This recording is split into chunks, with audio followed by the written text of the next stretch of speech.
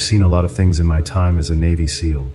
I've been deployed to some of the most hostile environments on the planet, survived firefights in the dead of night, and stared death in the face more times than I care to count. But what I encountered in Alaska, what I killed out, there was something else entirely.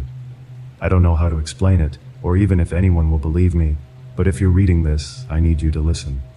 Because something's out there, and it's not done yet. It started as a routine mission. The government doesn't send Navy SEALs into the Alaskan wilderness for just anything, but this wasn't your average operation. It was classified from the start, the kind of mission that doesn't show up in any official record. We were told there had been some incidents near a remote research station. The details were vague: hikers going missing, strange animal attacks, reports of unidentified creatures, but we'd been briefed that our objective was simple: assess the situation, neutralize any threats, and extract the research team. The location was deep in the Alaska Range, far from any town or settlement. Just miles and miles of rugged wilderness, jagged mountains, and thick forests. We were flown in under the radar, dropped miles from the site, and told to approach on foot. There were 5 of us, highly trained, highly capable. We'd done this 100 times before, but from the moment we hit the ground, something felt off. The air was thick, the kind of oppressive stillness that makes your instincts scream at you that something's wrong. Even the animals seemed to have fled. No birds, no signs of wildlife. Just silence, broken only by the crunch of our boots in the snow. We made our way through the forest, keeping our formation tight. The trees were dense, towering overhead like silent sentinels, their branches casting long shadows across the ground. The sun was setting, and the temperature was dropping fast. By the time we reached the research station, it was nearly dark. The place was abandoned. The building was still intact, but there were no signs of the team. No footprints, no lights. It was as if they had vanished. We did a sweep of the area, rifles up, but found nothing except for one thing: blood. It wasn't a lot at first, just a few streaks on the snow near the entrance. But inside, it was worse.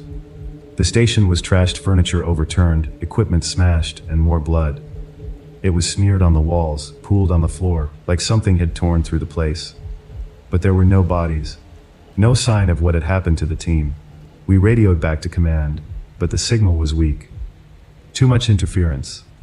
We were told to investigate further, figure out what had happened, and report back. That's when we heard it. A low, guttural growl from outside the building. We moved fast, falling into position, scanning the tree line with our night vision scopes. At first, there was nothing. Just the wind moving through the trees. But then I saw it, just a glimpse, a flicker of movement between the branches. Something big, too fast to be a bear. It was circling us, moving in the shadows, watching. We fanned out, weapons ready, but whatever it was stayed just out of sight, darting between the trees like it knew exactly how to avoid us. And then, without warning, it attacked. It came from the darkness, moving faster than anything I've ever seen. A blur of muscle and fur, but it wasn't an animal. It wasn't anything natural. It was tall, maybe 7, 8 feet, standing on 2 legs, but its body was wrong. Twisted. Its skin was a pale gray, stretched tight over long, sinewy limbs, and its face. Jesus, its face was the stuff of nightmares. Eyes too large, too black, with sharp teeth that glinted in the moonlight as it lunged at us. The first hit came fast, slamming into one of our guys, Ramirez. It ripped into him before we even had a chance to react, claws tearing through flesh and bone like they were paper. He went down screaming, but the thing didn't stop. It turned on us next. I've been in combat before. I've fought men with guns, knives, everything you can think of. But this thing wasn't something you could fight with normal tactics. It was too fast, too strong. We opened fire, but it moved like a blur, dodging between the trees, getting in close before we could even get a bead on it. We took it down eventually, but not without losing 2 more of our team. Johnson and Pierce gone, ripped apart before my eyes. I don't remember much of the fight after that. Just the sound of gunfire, the smell of blood, and the creature's growls echoing in my head. When it finally dropped, we were all in shock. It lay there in the snow, its body riddled with bullets, but it wasn't like anything we'd ever seen before. Its skin was tough, like leather, and the smell that came off it was rancid, like decay and sulfur. It had claws long, sharp, and curved, designed for killing. And its eyes, Those black, soulless eyes were still open, staring at us even in death. We burned the body. Commands, orders. No one could ever know about what happened there. We torched the entire site, including what was left of the research station, and hiked back to the extraction point in silence. No one spoke about what we'd seen, but I could see the same fear in the eyes of the remaining team members that I felt deep in my gut. After we got out, the mission was classified. Buried. Officially, it was written off as an animal attack and inclement weather. But I know what I saw, and I know that thing wasn't the only one out there, so here's my warning to you. If you ever find yourself deep in the Alaskan wilderness, far from civilization, and you start to feel like something's watching you, something in the trees, leave. Don't stop, don't look back, and for God's sake, don't go into the woods at night. Because there's something out there, and I don't think we killed them all.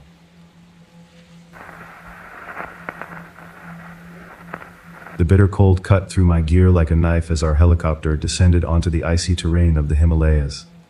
It was the 90s, and I was part of an elite Navy SEAL team on a mission so classified that even our own families didn't know where we were. President Bill Clinton himself had entrusted us with this task. Investigate the existence of the Yeti, capture it if possible, and keep the entire operation under wraps. Our team was well trained and equipped for the harshest conditions. We were ready for the unforgiving mountains of the Himalayas. The wind howled like a banshee, and the snow whipped around us in a frenzy as we set out on our perilous mission. For days, we trudged through the treacherous terrain, battling blizzards and icy cliffs. Our native guides, skilled mountaineers familiar with the region's secrets, led the way. They spoke of stories passed down through generations, stories of a creature that haunted the mountains, a creature they called the Snow Guardian. As we pressed deeper into the heart of the Himalayas, the air grew thinner and the landscape more desolate. It was during one particularly brutal ice storm that we first caught sight of the creature we had come to find. Our guide, a weathered old man named Tenzin, suddenly halted our advance with a raised hand. He pointed toward a rocky outcrop, where a massive figure stood silhouetted against the swirling snow. The creature was unlike anything I had ever seen. It stood at least 8 feet tall, covered in thick, white fur that blended seamlessly with the snow. Its broad shoulders and muscular frame hinted at immense strength, while its piercing eyes seemed to gleam with intelligence. We crouched low, trying to get a better look without alerting the creature to our presence. But as if sensing us, the Yeti turned and let out a deep, rumbling growl. In that moment, I felt a mixture of fear and awe wash over me. With military precision, we attempted to close the distance and capture the creature, but it proved elusive. With astonishing agility, the Yeti bounded across the rocky terrain, disappearing into the blizzard before we could even get near. Frustration gnawed at us as we regrouped back at base camp. Our mission had hit a dead end, and the elusive nature of the Yeti had dashed our hopes of capturing concrete evidence. Despite our failure, we couldn't deny what we had witnessed. We had seen something extraordinary, something that defied explanation. In our report to the secret government agency, I won't name overseeing the operation, we detailed our encounter with the Yeti-like creature, acknowledging that while we couldn't be certain of its true nature, it was undoubtedly a phenomenon worth investigating further.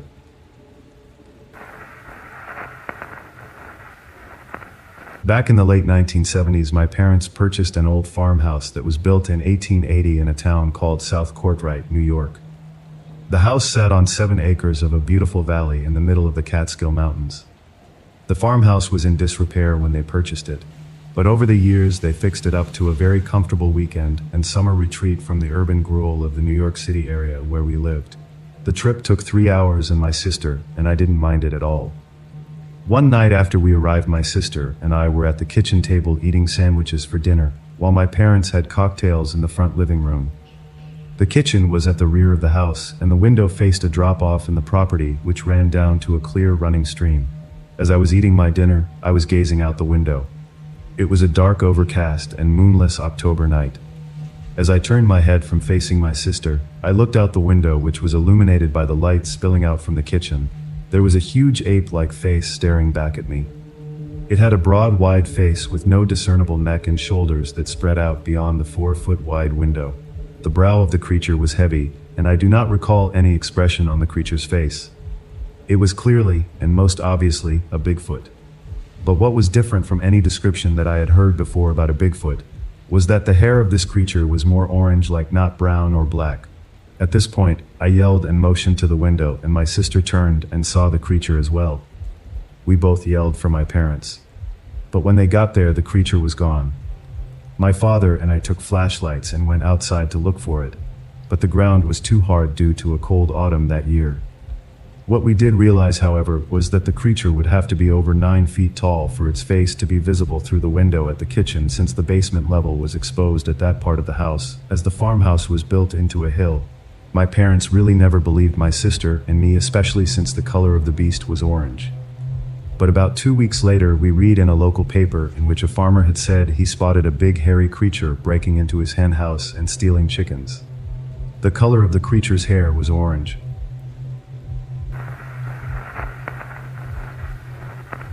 This not a flying craft report. This is a report of something that happened to me and a co-worker on a warm summer night that changed the way I see things. We worked the late shift at the restaurant. It was 6 and 1 in 1997. We got off in the early morning hours and we talked in the parking lot and threw around a football I had in the car for a while. We left. I was taking him to his house in Madison, and we were driving down S-119 near South Charleston, West Virginia. There was never any traffic on the road that late at night, and we normally stopped at a gas station. When we went by the 24-hour gas station, it was closed. We wondered why and made mention of the clerk was probably taking a nap. As we drove on, we began talking about something, and then I said that car is on the wrong side of the road. Its light were off, and it was parked. It should not have been facing towards us on the 4-lane road. Then he said my dad used to work there, referring to a coal mine, and then I sort of blacked out, and when he said something to me, it was like I was in a dream. When I came to, I realized the car was going about 10 miles per hour on a 55 miles per hour road. My foot was off the gas. I asked him what happened, and he said he couldn't remember what he was saying. I pointed out the speed we were traveling and the parked car. He said that was weird, and he felt funny. We talked the whole way home about something else. That is when at his house I noticed the sun coming up. I said it's not time for sunrise. He agreed, and we assumed the time had changed.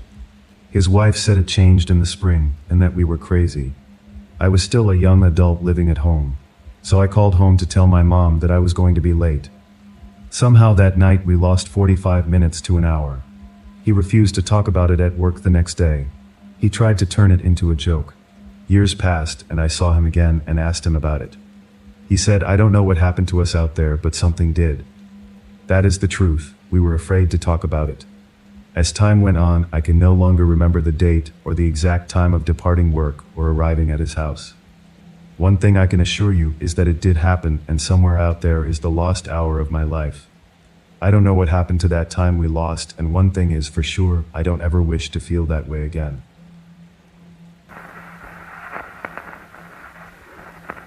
One year for my birthday, my boyfriend and I went camping deep in the boonies in the west desert of Utah. A little place called Congress Springs, about 15 miles down a dirt road after your drive about 60 miles down Highway 50, also known as the loneliest highway in America.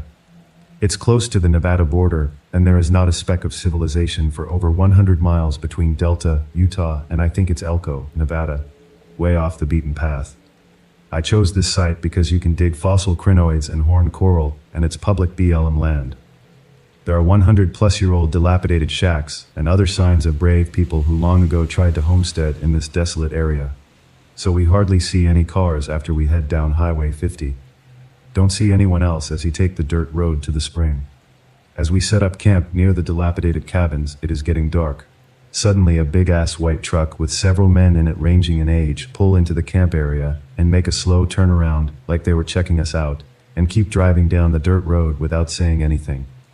Usually it's polite to say howdy when you encounter other people in the boonies. They didn't seem obviously dangerous or malicious, but it absolutely creeped me out and I was unsettled. We kept our heads on a swivel that night, and I didn't sleep well at all, picturing all the awful things that can happen when you encounter crazy people so far from any kind of help. Kept our handguns under our pillows just in case. We don't go into the desert without protection. You never know if you will encounter snakes or crazy people, and usually we do target practice when we are really far from civilization like that. Didn't see the people again till the next day. I'm elbow deep in dirt in a dry wash looking for fossils. My boyfriend was 150 feet away at camp reading a book. Suddenly, an old guy I recognize from the white pickup truck comes riding down the wash on a horse. He rode up almost silently because it was soft sand.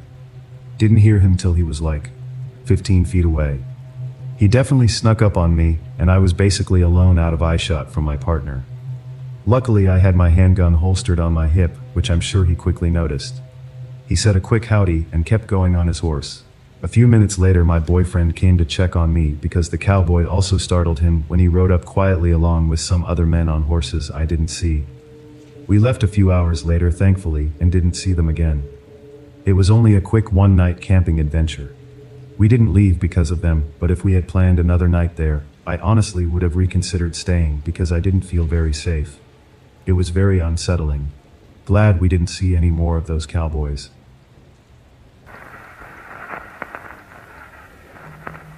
Let's start with a little background info. Ever since I could remember, I've been into the outdoors. Fishing, hunting, camping, and everything in between. My family likes to joke that I was raised by wolves, but to be honest, I kind of wish I was. I've always found myself at peace when I'm alone and cut off from the world with only nature to keep me company, and hunting has always been the best outlet for me. Not many people truly understand the pure beauty us hunters witness.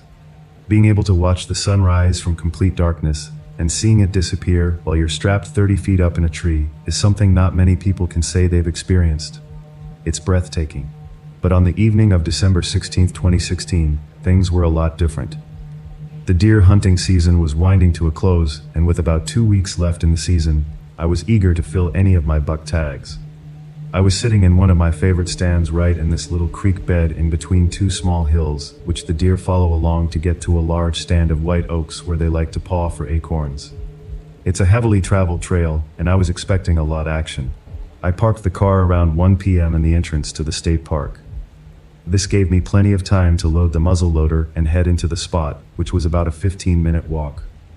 After getting situated in the stand, I texted my parents to let them know that I'd text them when I got back to the car and was on my way home. With that out of the way, I turned my phone on silent and waited for the deer to move. The first thing I began to notice was that it was eerily silent. Usually you hear bird and squirrels moving around, but they were nowhere to be found, which I took as a good sign at first. They tend to make a lot of noise, and it's always better to hear the deer coming so you can get ready for a shot. Around 2:30, hearing something moving around me. I couldn't quite see anything because of the brush and trees around me, but I knew something was coming in. I picked up the muzzle loader, and just as I was doing that, the hard plastic butt of the gun hit the hollow metal of the stand and made a huge clanking sound. The movement around me immediately stopped. F me, I thought. Deer have very good hearing capabilities, and if one was out there, they heard that. I proceeded to raise the gun to my lap and waited for the movement to start up again. But before it could, I heard a loud knock on a tree about 50 yards behind me. It sounded like hardwood on wood. I definitely thought it was weird, but you hear a lot of things like that in the woods, especially in a state park. I kind of just brushed it off and kept on waiting. After about 10 minutes, I heard the same sound again though. This time it was more to my right and further away. I'm not really sure why, but I started to feel kind of nervous, and this rarely ever happens. I know the woods I was in very well, and I was very comfortable hunting in them, but something was definitely wrong. At this point, the sun was setting. Prime time for deer hunting. Though I was still shooken up, I wasn't ready to leave and risk spooking any deer, so I stayed put. This is where things started to go downhill. Around 3:30, the movement started up again. It started to my left and was moving right along the trail towards the oaks. I was starting to think maybe a deer until I heard it again. A loud crack of wood on wood. I was freaked out. I had that kind of sixth sense feeling that I was not safe. It was getting darker by the minute, and all I really had for defense was a gun that only shot one round before I had to go through a 2-minute reloading process. In other words, if I actually was in danger and missed, I was done. So I did the only thing I thought I could do. I froze. I sat still while the movement got closer and closer until it stopped about 30 yards to my left. I couldn't see anything. Sunset coming fast, and I just wanted to get the F out of there. I was about to get my phone out to text someone when I heard a loud stick snap under a foot fall. It was louder than the constant sound of leaves crunching I'd been hearing for the past half an hour or so, which made me jolt my head up. all movement stopped. It got deadly silent. I looked and listened for about a minute, then took my phone out. Just after I clicked the bright-ass screen on, I heard a loud screech from where the stick had just snapped. I almost shit myself, and anyone in my situation would have. If you've ever seen The Lord of the Rings, the screech sounded exactly like the high-pitched sound the evil kings make when hurt. It was terrifying. Whatever it was, saw me and I couldn't see it. So I reacted in the only way I thought I could. I took the safety off the muzzleloader, aimed it towards a tree and shot. Whatever made the screeching sound got the message and took off crashing through the woods. And I was left shaking in my tree stand trying to reload so whatever that was didn't come back. I waited until I couldn't hear the crashing of branches and leaves anymore and got out of the stand ASAP. I practically sprinted out of the woods with my headlamp on high and with the gun in my hands the whole time until I got to the car. I threw my shit in the back seat and drove home. I eventually calmed down and acted like nothing happened. I never actually told anyone what happened either. To be completely honest, I didn't want to come off as a pussy who got scared and just ran. But I'm telling you that every time I enter the woods now I think back to that evening, and it makes me second guess entering a place I was once comfortable enough with to call my second home. I do have some other odd experiences that have happened to people I know as well as myself. Let me know if you want to hear them. Regardless, thank you for listening, and let me know if anything similar has happened to you. Update. For those of you interested in more stories, here's the story that happened to my cousin. So, another story that I would like to share actually happened in a different part of the state. Part of my family lives in the more eastern parts of MA, and this is a story that happened to my cousin and a few of his friends while they were camping around the Freetown Fall River State Forest. Many people in Massachusetts are familiar with a place called the Bridgewater Triangle. This is an area in southeast Massachusetts where there is a lot of interesting history, and a huge amount of very strange things have been happening since Pilgrim times. There are a few places in particular where these things happen, and one such place is the Freetown Fall River State Forest. For those of you that don't know, the state forest has a very dark past. There have been cryptid sightings, confirmed Satanists performing rituals in the forest, and murders. Some of those murders are actually tied to said Satanists. With that being said, it is a very beautiful park with a lot to offer, and I, myself, enjoy fishing and hiking in the park when I head down to visit. But this place is pretty crazy, and I'm not exactly sure why him and his friends would want to camp there. So, my cousin and his two friends went camping overnight in the woods. This isn't out of the normal for him because he is also very into the outdoors, and has a lot of experience camping, and his friends are similar in that aspect. He told me that it was late June in 2011, and he and his friends were fresh out of school. They were going to be seniors in high school and were pumped about heading into summer. So like any normal teenage kids, they brought a 30-pack of Natty Ice in with them and set up camp in this clearing. The spot, which I have been to, is in a huge stand of pine saplings that pretty much create a thick wall around them, which was perfect. No one could see them, but they couldn't really see what was around them. Since they were illegally drinking, this was the best place they could find, so they pitched their tent, started a huge fire, and settled in for the night.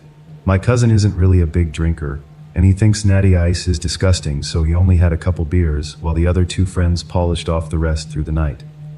Around 1 a.m. is when some odd things started to happen. First, it was a very bright night. The moon lit up most of their surroundings, but it was still very dark. Another thing to note was that there was barely any wind, which made the woods pretty quiet. He kept saying that it was a beautiful night, and it really sounded like it was.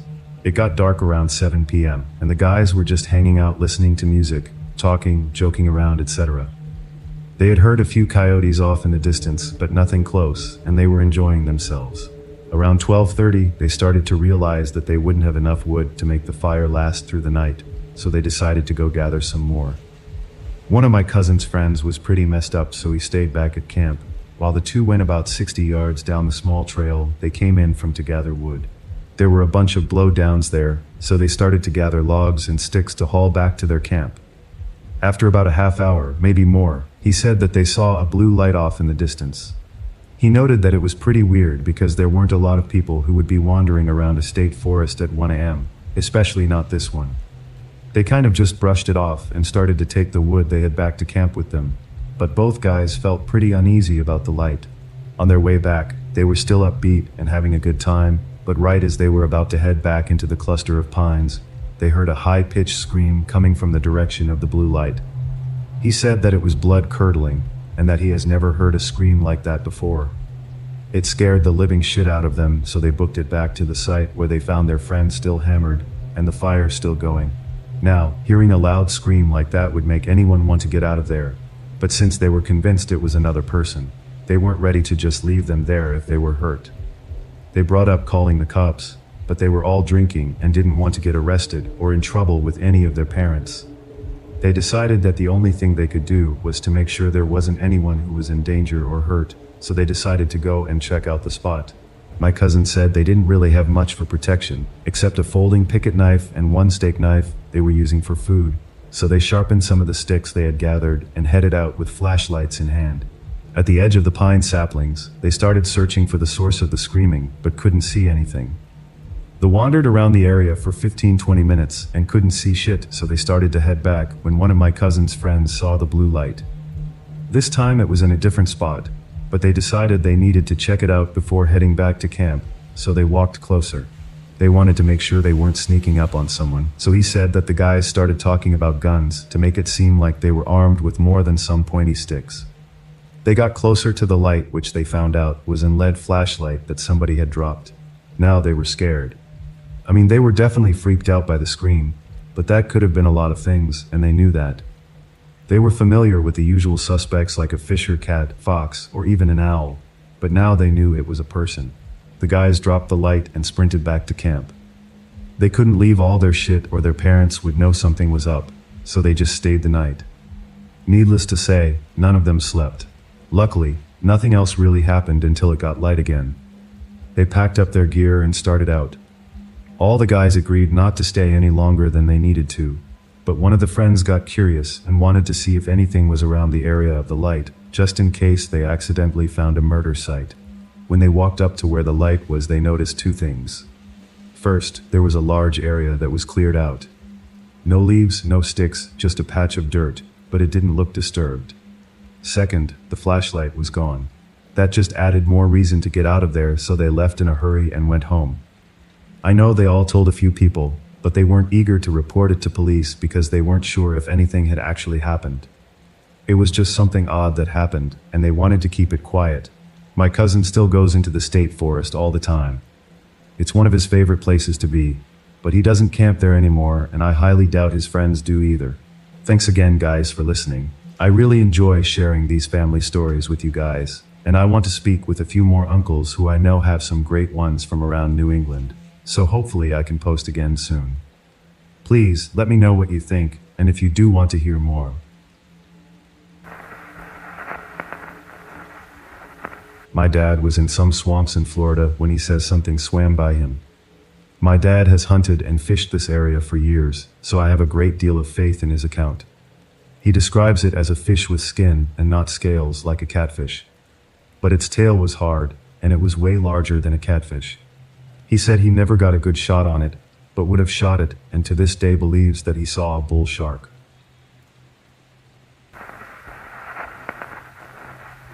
Six howls echoed in the canyon. After attending to a matter in Austin during the day, I decided to camp out near a local state park at a private ranch that I won't name. The lady there was really nice, and I don't wish her any bad business. It was after dark, around 6:30 p.m., last Friday, November 18th, 2016, when I was invited to explore and set up camp anywhere on the property. I went to the most isolated part in the very back, near a creek. Once in the area, I heard screams made by people, approximately 2 males and 1 or 2 females. At first, I thought to myself, damn, I'm going to have to hear these drunks yell all night as they blast off their primal scream therapy routine. They had set a campfire below next to the creek. I was about 150 yards away, high up near the ledge. The creek ran about 10 yards below me, and I caught a glimpse of their fire, but not of the people, only quick shadows passing by the flames. It was odd, but I did not think much of it at the time. I proceeded to return to my area where I had parked my car and gathered firewood. I ignored the screams that these folks were making, yet I noticed that I never once heard talking, their voices commenting in normal language, just screams that kept getting more intense, strong, and longer in duration. Still, I did not think of it as being too weird. I kept about my business, trying to set up my camp and my tent in the dark. After struggling with flashlights, my mouth and knees scraped from laying out the bedding in the tent, I walked around, enjoying the open view of the sky. By now, the screams had turned to barking and howling. Earlier, during my wood-gathering forage, I heard someone walking in the darkness, and I assumed it to be a female person who probably had strayed from the perimeter to go to the bathroom. I spoke to the person in the dark, mentioning that I would be setting up camp in this upper area away from them.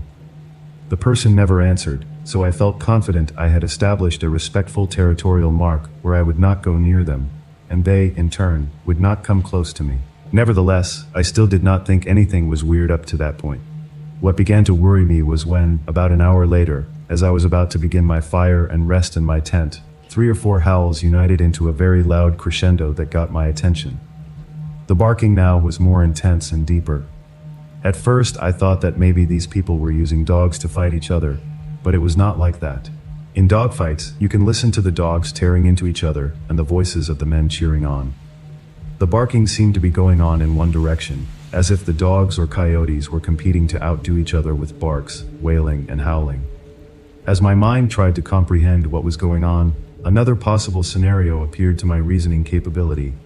Maybe they had set up speakers and were playing a recording of barks and howls, but it made no sense. Once again, the barking deepened, and the howling became more fierce and louder. That's when I decided that I would not be able to sleep there at all. Besides, the sounds did not appear to be human-based from what I could tell. I collapsed the tent I had struggled to set up for almost an hour and left a stone ring and all the firewood, different lengths and thicknesses, stacked and ready. A sense of self-preservation came over me as I was alone, unarmed, except for a long, heavy machete I gripped with my right hand. Before leaving, I crept as far as I could to the ledge where earlier I had seen their campfire, but the barking and howling were too great. I crept up quietly in the defensive combat mode only 25 yards further. How I wished to have my tape recorder box with batteries so that my wife could hear what I was hearing. Like I said, I cannot go any deeper or closer to them because the things voicing out the barking and howling were not people. I never saw them, and I don't think I ever do.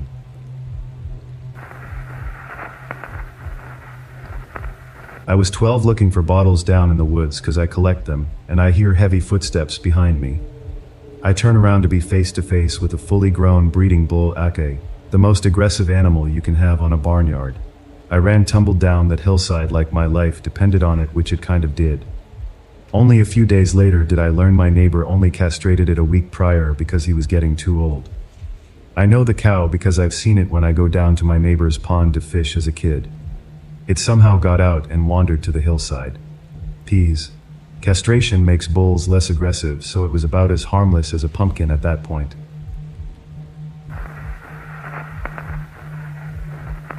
Yes, I was hiking with a friend in Matheson State Park in Illinois. Matheson is next to Starved Rock State Park, and both parks are pretty well known for some violent crimes that have taken place there. So we are the only people in the park, like only car in the parking lot, and are hiking through a narrow valley with water running down the middle. Up ahead, we see a man come out of the woods on our side of the water just ahead of us wearing nothing but underwear. He saw us and went back into the trees. Logically, he was probably a homeless guy camping, or maybe having sex with persons unknown, but because of the notoriety of the place, it scared the crap out of us. We turned around and went back the way we came, got to our car and got the hell out of there. I was driving back from university with my mom. We had taken this trip millions of times, and there were never any issues. However, this time, while we were driving, we hit what I can only describe as a time bubble. The road had completely transformed pitch black, devoid of lights, and with no sign of life. The road markers were gone, and the road signs that remained had been blacked out, reminiscent of what they did in World War II in case of invasion. Even the smell of the area was different, and a massive amount of fog appeared. It felt eerily calm, and no matter which direction we drove, we ended up at the same junction. For hours, we circled around this mysterious spot until, suddenly, the last time we exited the junction, there were lights, cars, and signs of normalcy. I cannot explain it, and whenever we talk about it, it seems even more insane. When we checked the clock, only minutes had passed, but the mileage records on my car indicated that we had traveled about 60 miles. I've never felt more confused in my life, and each time we brought it up, people just laughed, dismissing our experience as if we were crazy. I never drove that way again.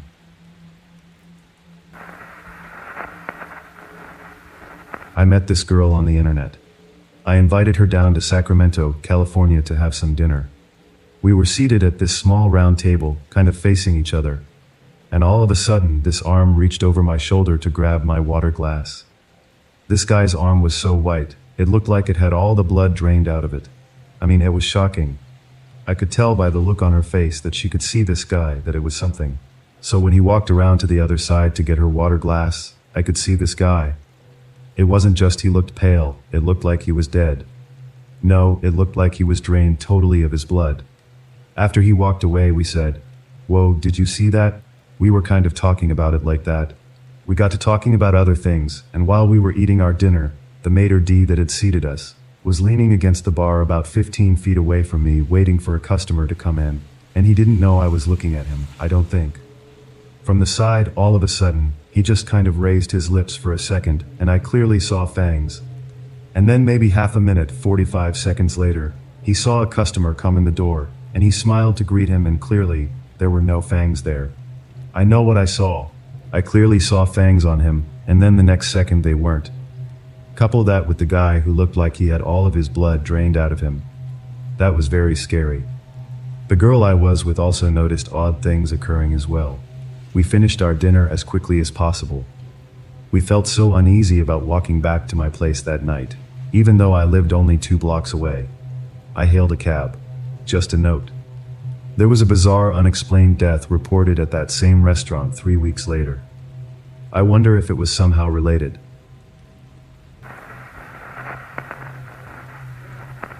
In early March of 2020, I was sitting upright in my upstairs master bedroom, feeding my 3-month-old daughter a bottle. The TV was off, it was dark outside, and approximately 6:30 p.m. For purposes of the story, the layout of the room is important. From my seated position to my immediate right was my bathroom, then a little up from the bathroom was a dresser with a mirror on it, and then up from that was an open door to the hallway. The bathroom light was on, my bedside table light was on, and I could see a little bit into the hallway. Anyway, I'm feeding my daughter, and quietly enjoying a moment to myself while my wife and 3-year-old were downstairs watching TV. As I'm feeding her, I catch movement in the hallway, outside of the bedroom. I saw it out of the corner of my eye, and then pivoted my face to look at the movement. What I saw, I can't really explain, but the feeling in my chest was an immediate rush of anxiety. I saw a darkened but transparent torso shape with no legs and no head, and it was moving toward or into the bedroom. It looked like a shadow through a screen door. It didn't float but shuffled as if walking, and the torso would have been about my height, around 5'10". The shadow or glimmer crossed into the bedroom, and then in front of the mirror, but it cast no shadow and did not reflect in the mirror. I watched it as it crossed into the light of the bathroom and then disappeared.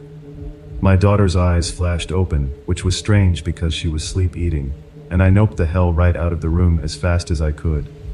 If I hadn't been holding her, I would have left her on the bed. The being was not a shadow. I repeat, not a shadow. No cars passed in front of the house, and my other child and wife were below me in the TV room. It could not have been something moving in front of the house because the shape or shadow would have changed as it crossed the dividing wall between the hallway and the bedroom. I grabbed my baseball bat and went back through every room in the house and found nothing. Like, my Louisville Slugger would have been able to do anything about it, but I had to try. I'm not a believer, but I'm not against the idea of other things beyond my scope of understanding being out in the world. What the hell was that?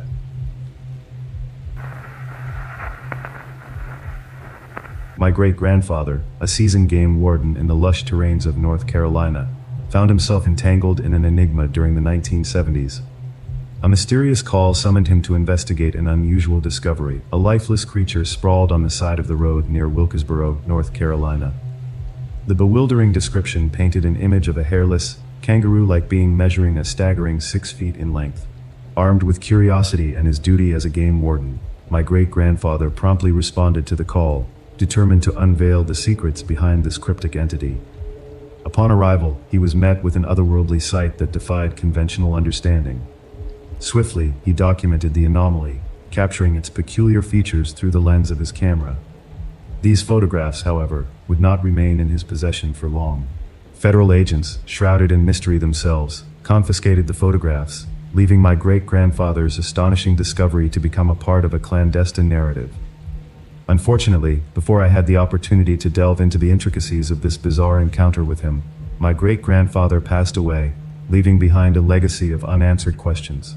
To unravel the mystery, I turned to my great-uncle, who had been his occasional accomplice and was present during that particular investigation. From him, I gleaned the fragments of this peculiar tale, intricately woven with the threads of the unexplained.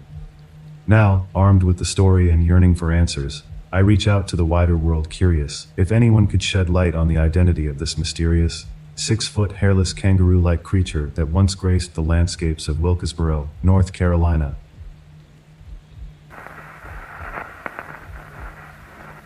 At a truck stop between Vegas and California, there's a very large hole above the toilet. On the other side, there's an old massage room with a ripped curtain off to the side. While walking up a trail at a popular park in Santa Barbara, near the entrance, I started to notice small stick figures and groups of sticks arranged in a shape and figure shapes, hanging from very tall trees, out of reach for most. There was something in the middle, or at the top of most of them, but I couldn't figure out what it was: gum, hair, or small intestine. I didn't stay looking long enough to find out. Although I did take pictures, I forgot about it until now. This was many years ago, and I should check my Google Photos. Once, at my grandma's house around 2 a.m., I went out to my car to retrieve a laundry basket of clothes. I had come back from out of town earlier that night. As I stepped out of the house onto the sidewalk leading to the car, I looked up and swear I saw a very tall thing bow its head down and step backward out of sight. The best description I can give is that it looked whitish and had the head of maybe a wolf with pointy ears. For some reason, the word slinky comes to mind. I stopped dead in my tracks and stepped 2 steps backward into the house. The thing I saw was nearly as tall as the corner where the eaves of the roof met. I have to think it was my eyes playing tricks on me, because that made 0 sense. However, how could I see that from a reflection of street lights or whatever on a stucco wall? The street light would have been on the other side of a very large tree, so minimal light would have come through, if any. I don't know, but I could describe that thing I saw to a T if someone were to try and draw it. Skinny, white, wolfy head, standing upright.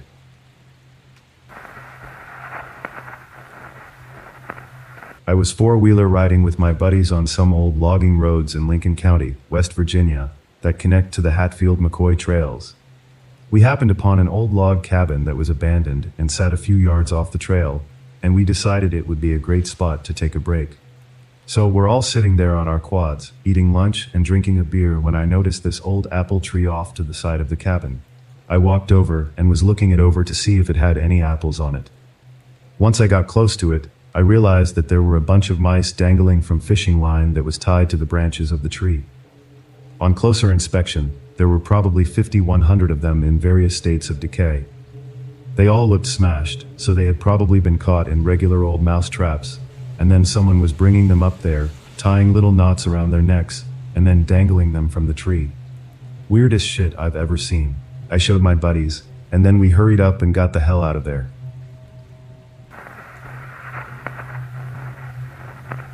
I was camping with my brother in Western Virginia in the mountains about 20 miles north of Virginia Tech.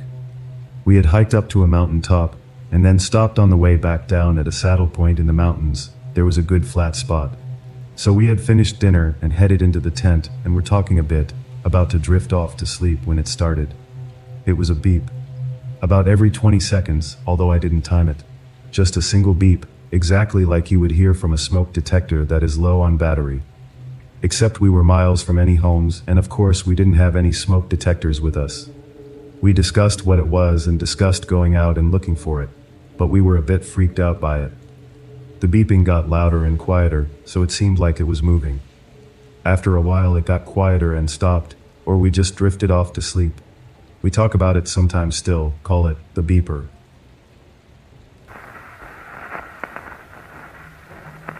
When I was 11 or 12, I spent a week with my family at Allegheny State Park in NY.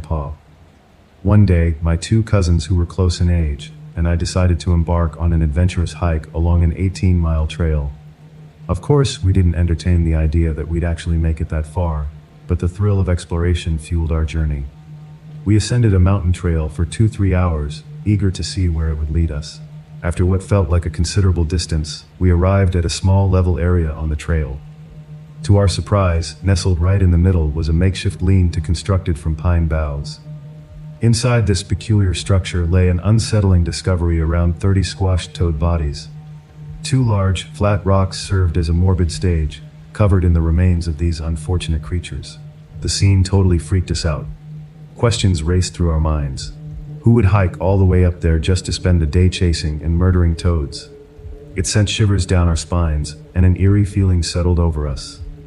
Without hesitation, we decided to head back down, our imaginations running wild with the unsettling image we had stumbled upon. Even now, the memory makes my skin crawl, leaving behind a lingering sense of unease.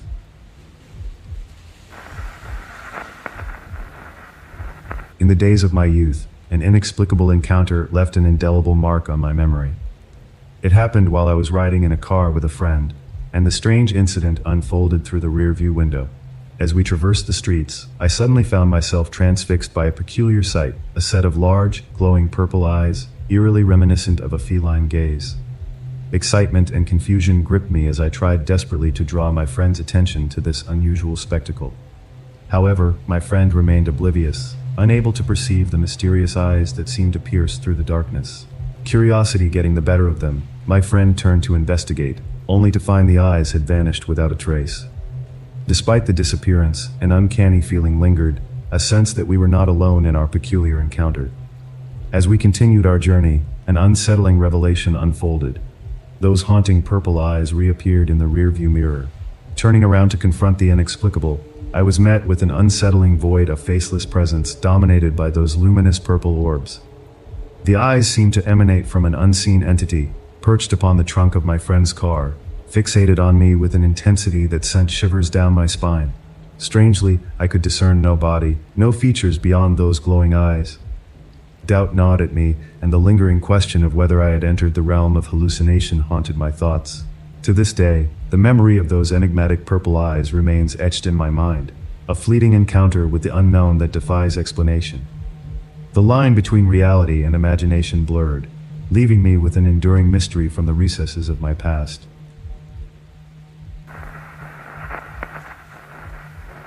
Just before my 10th birthday, I dreamed that I killed my grandfather by stabbing him in the heart. He died of a massive heart attack within a week of that dream on my birthday. When I was in high school, I dreamed an acquaintance of mine died in a car accident. 2 days later, she tried to beat an 18-wheeler onto the freeway and didn't make it. Killed 2 other young ones from our school with her. When I was in college, I dreamed that 2 people I didn't know were hit by a car while jogging. An old man ran down 2 members of the track team while they were out jogging a day or 2 later. I didn't know them, but I heard details about it from a friend of mine who was on the track team and knew them well. I don't keep a dream journal anymore.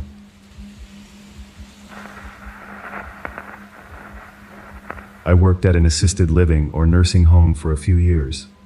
When I was first hired, my coworkers told me the place was haunted, but I just brushed it off because every nursing home I have worked at, I was told was haunted. A lot of creepy stuff did happen at that place though, but I'll just tell the creepiest one.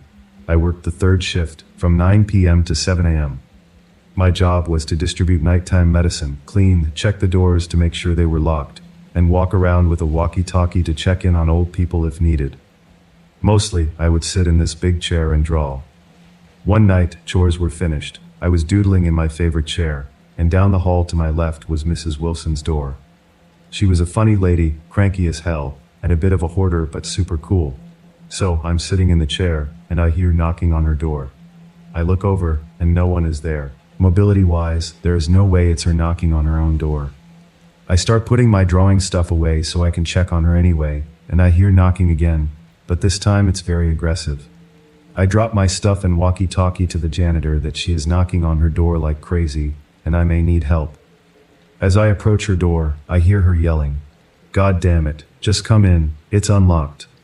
I open the door, and she is in her recliner where she preferred to sleep. I ask if she was knocking, and she snaps back at me. "Me knocking? It's you knocking on my damn door every damn night. I'm sick of it. I just told her I was sorry and would leave her alone. She said she would get me fired if I didn't stop messing with her. I talked to my manager in the morning, and he assured me my job was secure and told me everyone who has lived in that room complains about someone knocking on the door at night. Freaked me out. Another time, I heard an old man's voice ask me, "What are you drawing, little lady?"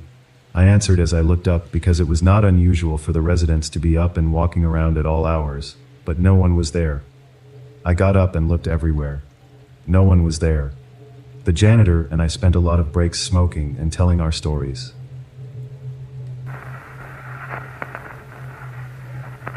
Here's a little backstory before I get into it.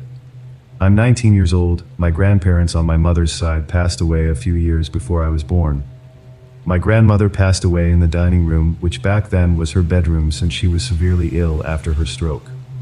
My bedroom at the time was right above on the second floor. Up until a few years ago, I never knew what she looked like, but only knew of stories. Here's where it gets interesting. I was maybe 5 or 6 years old, and my father worked third shift, and my mom was yet to come home from work. My neighbor attached to us had come over, and she put my sister and I to bed. My sister is 3 years older than me. It was late that night when I woke up and my bedroom door was open, and I saw an older woman standing in the doorway. She had white hair and pink curlers and a nightgown on, and she was just standing there. I don't remember feeling any sort of fear or being uncomfortable, but I wasn't confused as well. Keep in mind, I'm still to this day afraid of the dark at times. I always fear somebody is watching me, so having this thing in the doorway would have been terrifying to me. Jump forward almost 11 years, keeping that to myself. I'm with my mom and my sister going through photos we had found and photos from my aunt. There's one of my grandmothers sitting at the kitchen table using an old phone with a cigarette in her hands, her hair in curlers, and a pink nightgown on. The outfit she was wearing when she passed away a couple years later. I believe in paranormal, I believe that ghosts exist, and I believe I saw my grandmother that night. My mother never wore her hair in curlers.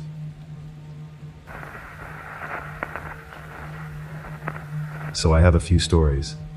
I'll preface by saying I've always thought my entire neighborhood is haunted and still do.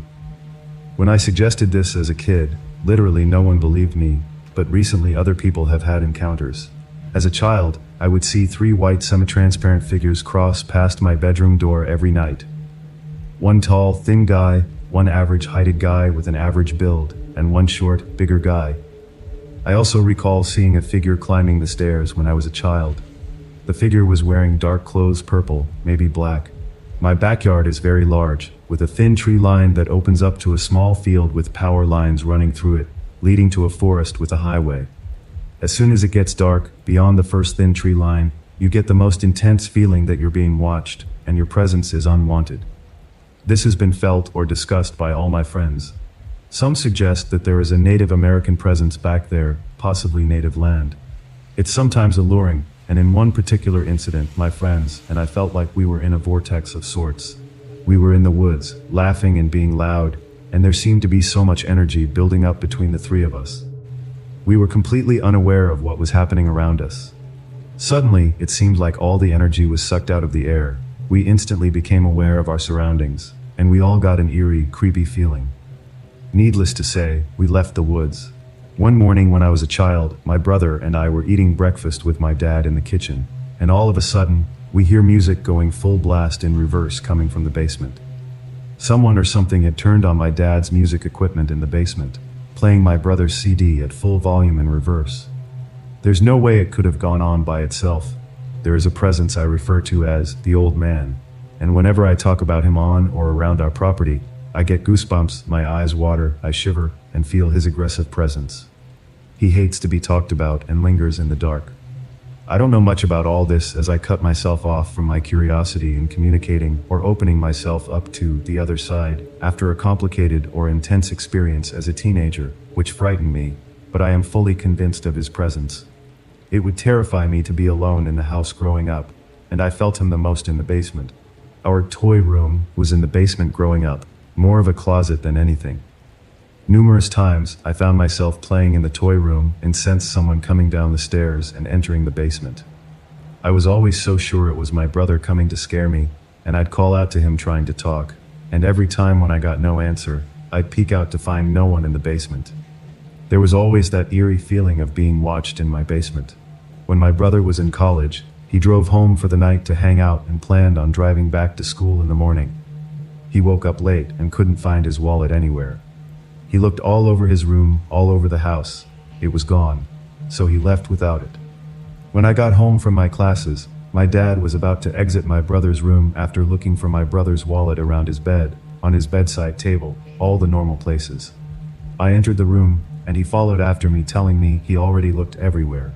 I kid you not, I round the corner of his bed, and his wallet is sitting in the middle of his floor next to the bed. My dad said that made no sense, as he literally just got down on the floor where it was to look under his bed for it. Neighbors. So finally, my family is starting to believe me around the time they obtained this information. At a little neighborhood gathering, my parents were talking to neighbors 2 houses down, and they said they hear footsteps in their house constantly, and they found old strange things in their yard. My next door neighbor told me recently, as we discussed the paranormal, that her younger brother had woken up in the middle of the night, fully awake, and saw a woman's figure standing in his room. She added to this, saying she definitely believed there was some kind of presence in our neighborhood. There are more smaller incidents, and some others, one in particular that I don't discuss, and I'm sure I'm forgetting others, but here are the ones that stick out. Also, I used to mess around with this Ouija board, I know, so stupid, and nothing ever really happened. We did it officially too, 3 candles, 3 people, incense.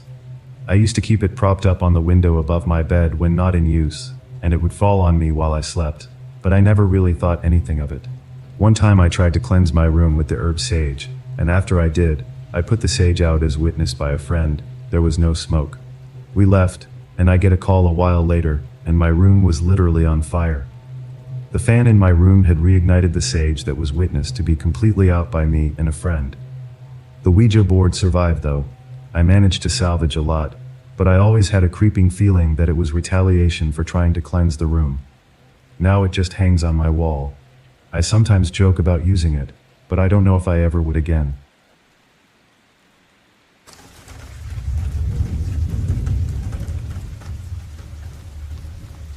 My best friend Tyler, his grandparents own 150 acres in Caldwell, Texas. We have gone hunting at night with a thermal scope on a suppressed rifle multiple times.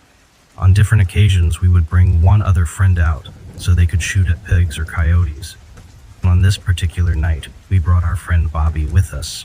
Usually walking around with 3 people at night is loud, so Tyler decided to wait in the center of the property. Bobby and I are walking around with the thermal scope and sees absolutely nothing. After walking around for about 20-30 minutes, we decide to let Tyler know we are heading his way. Bobby and I get into a clearing about 200-300 yards long, and at the end of the clearing to the left is where Tyler is at. We get about halfway through and see what looks to be a bottle rocket shoot across sky. It appeared to be a few feet long, but very skinny. The sparks that shot out of it were about 4 times as wide as the object, and twice the length of the object. Every object made no sounds whatsoever, so it shot across the sky like a bottle rocket. Huge spark trail, then vanished into nothing. I look at my friend Bobby and say, "What the F was that?" He just looked at me and laughed and nonchalantly said that was a UFO. So at this point, I could care less about hunting, and I was really interested in telling Tyler. Bobby said we shouldn't tell him because we would sound crazy. Well, sure enough, Tyler thought we were crazy. I have been hunting multiple times after that and have never seen anything like that again in my life.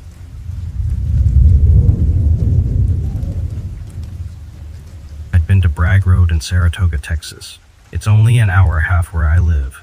It's also called Ghost Road. Look it up. It's creepy. It's a 8-mile dirt road that used to be railroad tracks back in the day. Well, at night, if you're on the road, you can see what looks like a train light either in front of or behind your car, and it follows you. Got right up to our car from behind and scared the shit out of me. Legend has it, it's some guy looking for his head with a lantern, but it clearly looks like a train light. I don't recommend going there now. Meth heads have taken over that road, and you can't drive very fast, so easy to get robbed if you aren't prepared.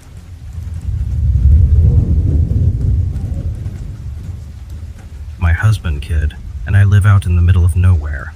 on a plot of land that's about 100 acres. I'd say probably 95 of those acres are wilderness with ATV and hiking trails that we, and several of the previous owners, created by exploring. We use that land for camping, hiking, and hunting. We like to find a spot, clear it a bit, and camp overnight. There's so much space we've never stayed in the same place twice. We've seen some kill sites, both old and fresh. Lots of animal tracks, places where deer bed down, etc. And I've even spent a lot of time hiking, solo, while the kid is in school and husband's at work. Whether alone or with the family, we always carry a firearm for protection. A few weeks ago, we decided to load up our camping gear and start a new trail. We mark the trails we make with spray paint on trees. We were pretty far in the woods, having hiked almost an hour when the atmosphere seemed to change. I don't know who noticed it first, but my husband, who was leading the three of us, turned around and gave me a concerned look. The birds had stopped chirping. The insects were quiet. There were no sounds around us.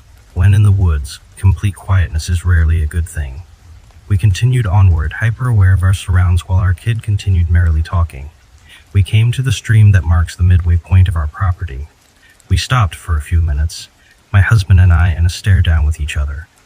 We both felt something was off, but didn't want to scare our daughter. I finally broke the silence and said, I suddenly didn't feel good, and that we should go home. My husband nodded in agreement while our daughter voiced her protest. Too bad, kiddo. We turned around and started back. After going a few hundred yards, still in silent wilderness, I looked to my right and saw a person crouched down in a gill suit, about 150 feet off our trail. I'm positive they saw that I noticed them, but they never moved. I cleared my throat to get my husband's attention, and when he looked back, I put my hand on the gun in the holster on my hip, which caused him to readjust his rifle in preparation of anything. I split up my family, and we hurried back home. I told my husband as soon as we were inside. We decided to call the police and report the trespasser. Filed a report and was told to call again if we saw anyone. A few days later, my husband and I went out alone and set up a bunch of deer cams. We didn't go back out into the woods for maybe a week. Then he and I ventured out to retrieve the cam footage. Out of the 9 cams we placed, we caught a person in a ghillie suit in 2 images. We handed copies over to the cops to go with our report. We haven't gone back out since except to check the deer cams. Haven't gotten any other trespassers. It freaks me out even more to think of the few times, while camping, that we heard walking near our tent in the middle of the night. We always assumed it was curious animals, but now I'm not so sure.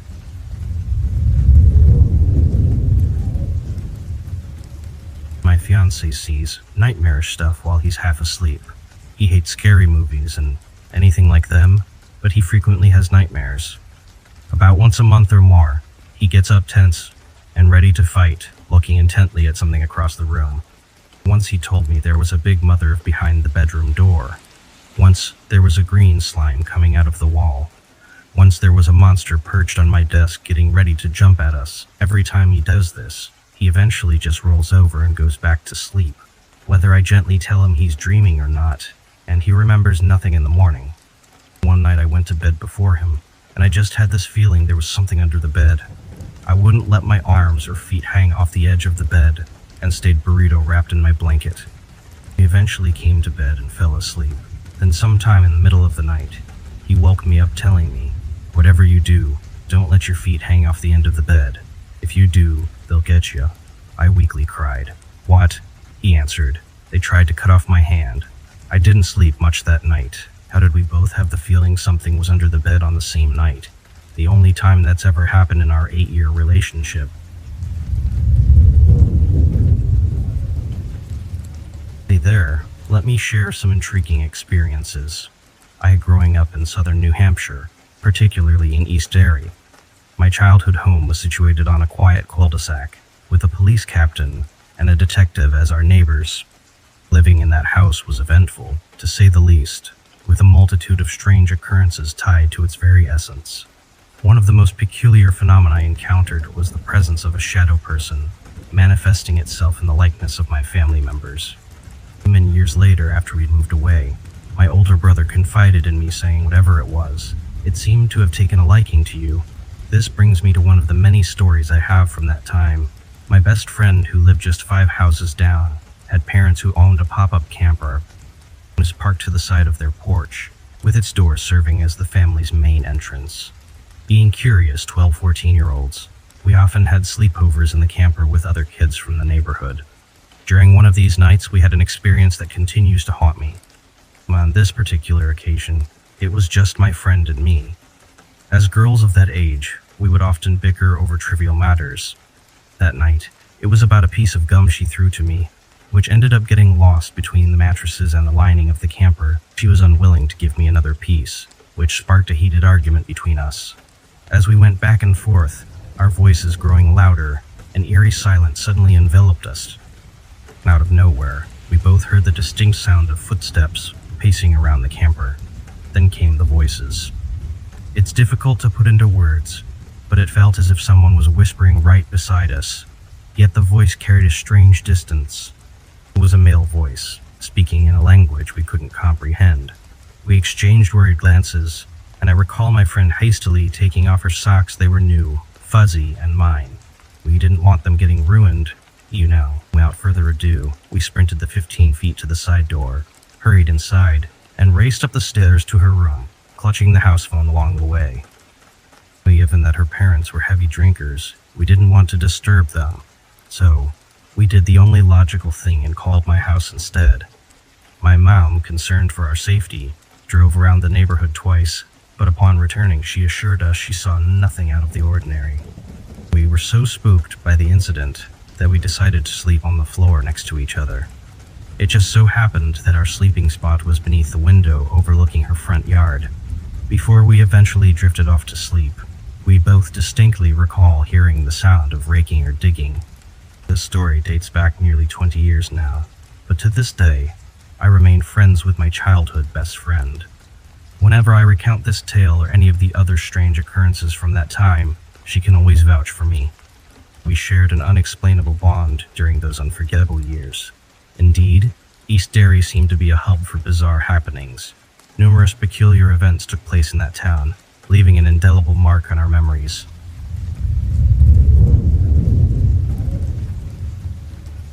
When I was backpacking on the Appalachian Trail, I was laying in my tent at night listening to the rain.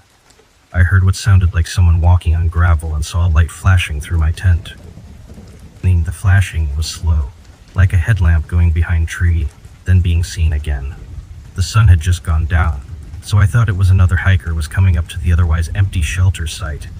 I unzipped my tent to look, and there was nothing there.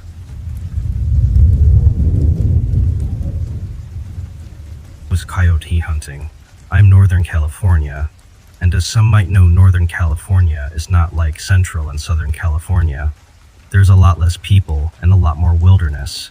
So anyways, we were out in this clearing with a coyote call just playing it, trying to lure some in, when we see a dull red light about 100 yards up the road.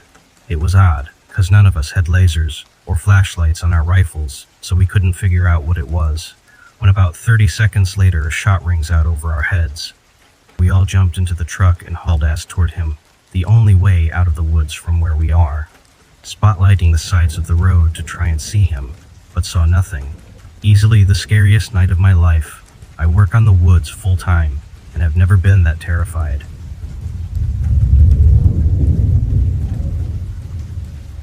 We were camping for a week in an area that we always camped at.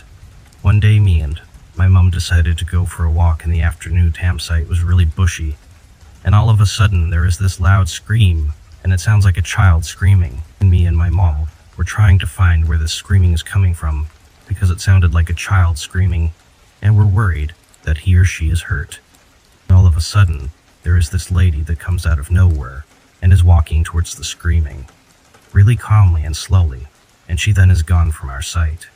The screaming just stops, and it's really quiet for a long time.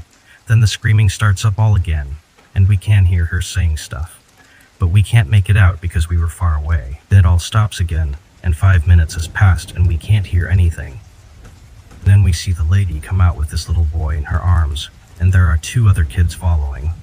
Behind her and their faces are white as a ghost, and their facial expressions are blank. and they're walking out calmly and slowly, and just walk away like nothing happened, and me and my mom just ran the F out of there. It was just creepy, and it started to get really dark. The next day we were talking to other people, and they said they heard the screaming too, and we all decided to go and investigate the place where they were. There was nothing there but a small clearing looking out at a shit ton of trees and scary looking branches. We had a really bad feeling when we all went there, and we all ran the F away. Later that day we hear that the people who were screaming have not been seen in a while, but everyone just thought they packed up and left the campsite. I still wonder today who and where they are.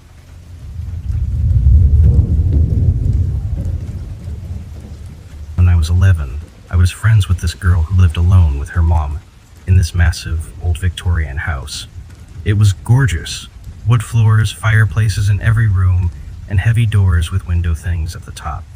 She had told me her house was super haunted, but I figured she only thought that because of how old it was. So we're playing Barbies in her room. It's just her, one other girl, and me. Her mom is across the house sewing. They decide to go into the kitchen and make macaroni and cheese. I want to keep playing, so I stayed alone in her room. I watched them leave the room, and since the door was super heavy, I clearly heard it shut. The floors creaked as they walked into the kitchen. I could faintly hear them talking because the window thing was open above the door. To set the scene, I'm sitting on the floor with my back to the fireplace, doing my Barbie thing. On her mantle, she has like a dozen or so American Girl dolls lined up all perfect. About 10 minutes go by. I was still playing when I heard the door open. They were back from the kitchen. The girl who lives there immediately lays into me saying, "That's not funny. You know I'm freaked out about the house and ghosts." And I have no idea what they're talking about. Then I looked at the mantle. Every single one of the doll's arms were in the air. They refused to believe I didn't do it, and I still get goosebumps thinking about it.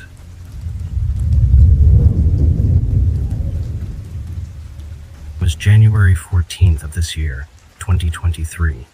I was on my way to work, so it was approximately 5:45 a.m., and was a light rain and dark. I was coming from Hammond, Indiana, heading west on 165th, which turns into 159th. It was between State Street and Wentworth Ave in Calumet City, Illinois.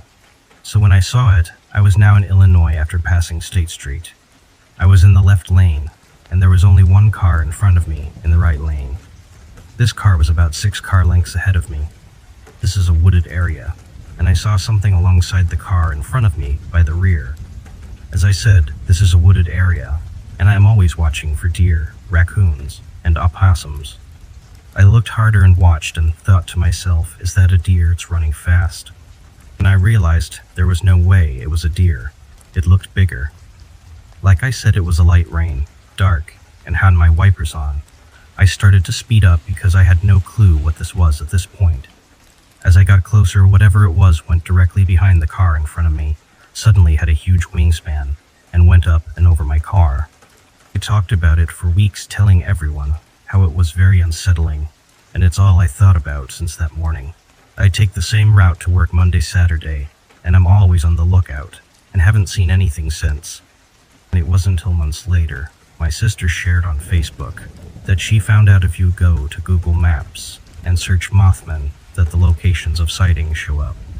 At that moment, it all clicked in my head, and I literally said out loud, "Holy shit, it was F Mothman." My husband was confused, and I showed him her post, and he laughed. But from that moment on, I was confident and positive that's what I saw.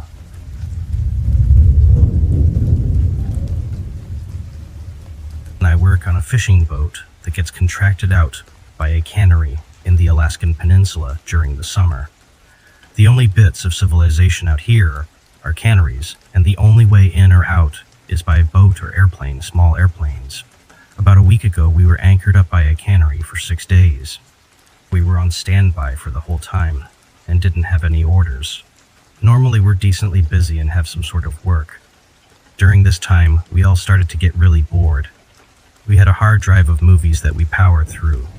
To kill time, we'd sleep a lot. We didn't have a skiff either, so we couldn't get into town. Even if we could get to town, all it had was one store that was open 2 hours a day and a payphone. We were basically getting cabin fever. Anyways, On the last night we were there, we started to play some Madden 2013 on an Xbox.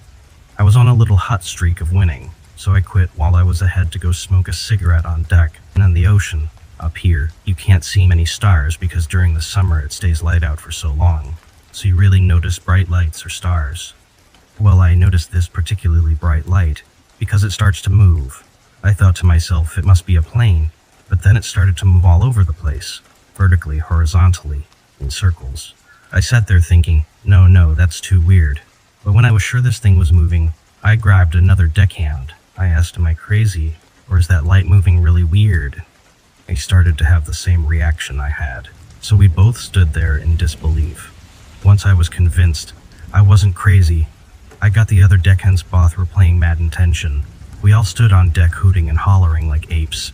We were like, holy shit, it's a UFO. What the hell is that thing? What? It was kind of funny, but then I got this really weird sinking feeling.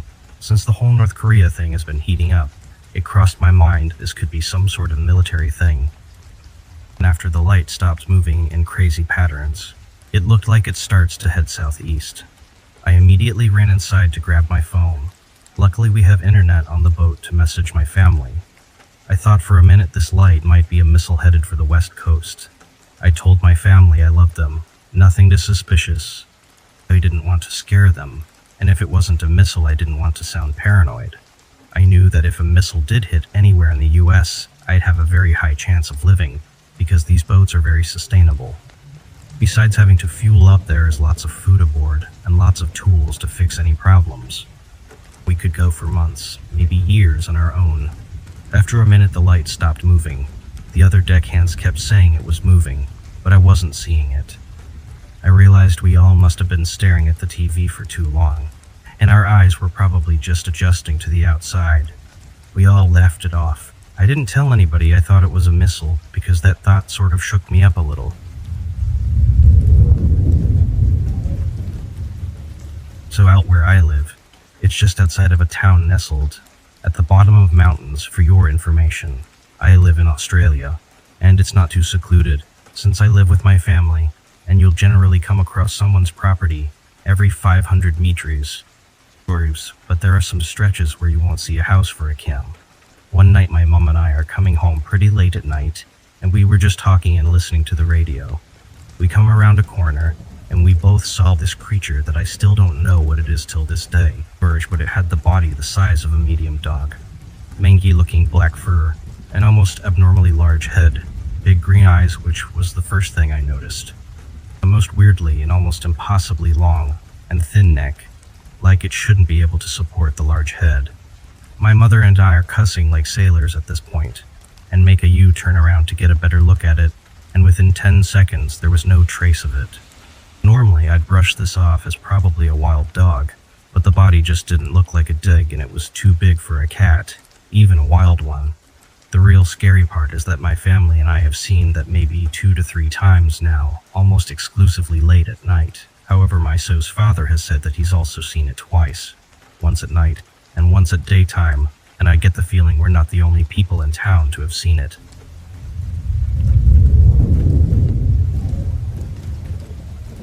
I grew up in rural Pennsylvania and have spent most of my life here. I've been hiking all over the state, at least once a week every week since I began driving at 16. But all across the many state parks, I have spent thousands of hours hiking in the woods. I've had 3 strange encounters, now since the summer of 2022, almost as if a door has been opened since the first one. The story I'm sharing today is the most recent thing that happened to me and my 2 buddies last Saturday night. It completely traumatized me. My 2 lifelong friends and I went on a spur-of-the-moment night hike Saturday night. I haven't hiked at night for nearly 2 years. I used to hike alone all the time, but hiking with these 2 guys made us all feel bold. We were hiking near the part of the Appalachian Trail where we grew up in Duncannon, and the AT runs through the town. There's a ridge next to the town with a very popular hiking vista called Hawk Rock. And at the base of the mountain, there's a creek that flows into the Susquehanna River, and a road that follows this creek back into the woods for about 1.5 miles. It leads to Boy Scout camp shelters and water wells, follows the creek around a bend, and then ends where the road ends. We have a low-key camping site. that follows an easy-to-miss trail that continues past the road and goes into the woods another couple hundred of yards. We're about 2.5 miles from the car. We're sitting there talking about Sasquatch and encounters. Both of my friends have ever had an encounter. This night was totally dark with no moon. We couldn't see each other side by side without a flashlight, and it was dead quiet. In hindsight, it seems weird. There are normally lots of frogs along that creek. I've been at this campsite about 24 times and never had anything happen to us there. We're talking about missing 411 and my 2 previous encounters. One friend has never heard the Sierra sounds, and my other friend told me not to play them. I made 2 tree knocks, then we played the Sierra sounds in total darkness. On cue, not even a minute went by, and a huge rock splashed into the creek about 30 yards away from the direction of our trail, and the only way out. I was already on my feet. I've thrown many rocks into creeks, rivers, and lakes, and that rock was large. It made that hoop sound of breaking the water and crashing into the creek bed. Immediately, we felt that sense of dread and danger. Then it happened a second and a third time, back to back. I said we need to get the F out of here right now. We were 100% sober. I've been up and down that creek by kayak, trail, and fishing. It's one of the few areas in Pennsylvania that doesn't have beavers. And I've never seen a beaver or signs of beavers anywhere along that creek. I've heard beaver tail slaps, and it didn't sound like that at all. It was loud and scared the crap out of us. It was so close to us that it didn't seem like just a coincidence. We packed our bags up at hammocks in less than a minute and started walking out in the direction of these splashes. We got parallel to where it happened, maybe 30 seconds later. The creek was 5 feet to our left. There was a fog over the creek. We couldn't see the other side, but there was nothing over there but woods. Then it happened a 4th, a 5th, and a 6th time.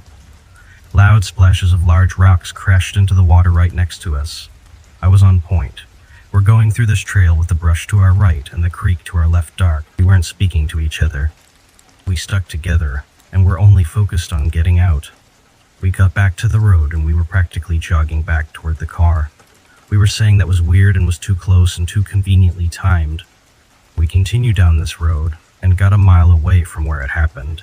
The road was maybe 50 feet from the creek now, and a little bit higher up, but still parallel to the creek and completely silent, so quiet that you could hear a pin drop.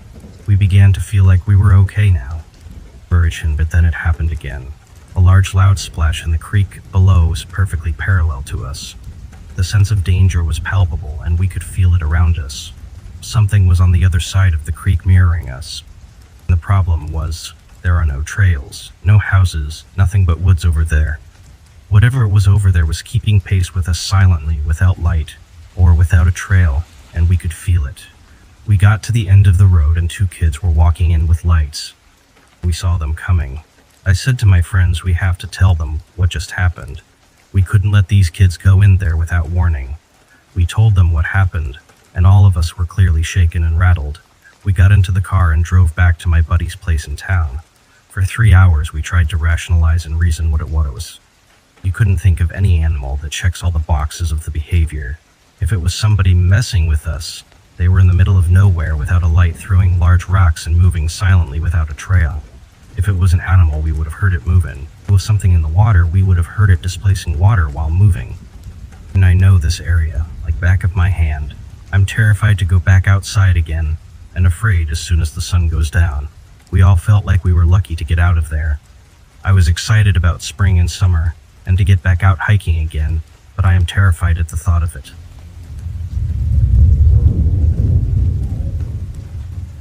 Me and my stepsister like to dig around in the woods by our house. We used to go down there a ton. Not so much anymore.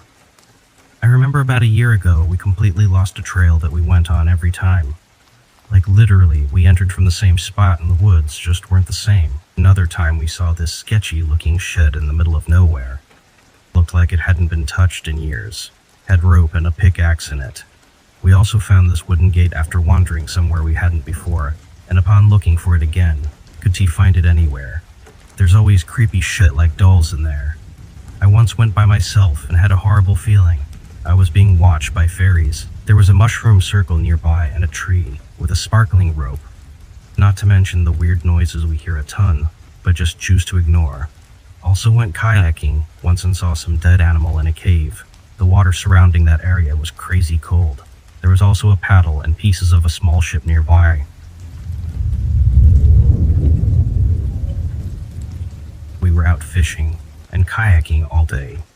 When it got dark, I said F it and just tossed my sleeping bag in my kayak and proceeded to snuggle into it.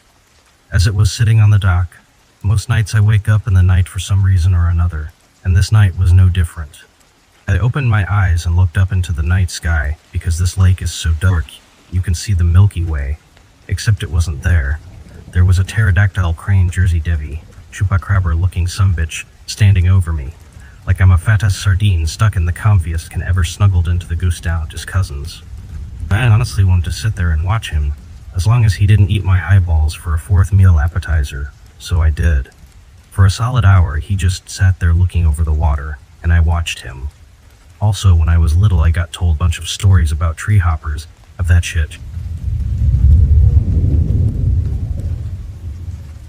During my third Philmont trek in 2003, we arrived at Miners Park and set up camp for the night.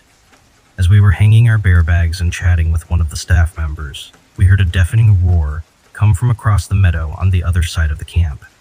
The staff member looked at us with an amused grin and said, "Oh yeah, we have some mountain lions in the area. They've been here for at least a week, so be careful tonight, guys." That night, most of us struggled to get any sleep as it sounded like the mountain lions were all around us. Every little noise made us jump, and we kept a close eye on our surroundings throughout the night. It was a tense and unnerving experience, but we were relieved to make it through the night unscathed.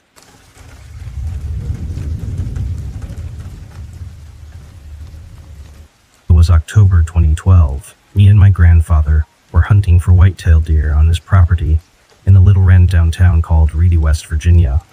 We were not having any luck at the first few spots, so we moved to a different location down towards the bottom of his property. This place always gave me the creeps, because everything down there seemed to be dead. The trees, grass, and there were basically never wildlife in this area. Well, after us sitting there for about 30-40 minutes of not seeing anything, we were about to move. That's when I seen it. There was this very odd-looking creature that kind of looked like a horse with a wolf face, with this very rough and decay look to its fur and skin, and was just walking through the field we were watching over, when it stepped right over the fence. And keep in mind, this fence was made to keep horses in, so this thing was quite big, at least bigger than anything that should have been in those woods. My grandfather is dead now, so I am the last person to have physically seen this thing. So if any of you have any idea what this could have been, that would be very appreciated.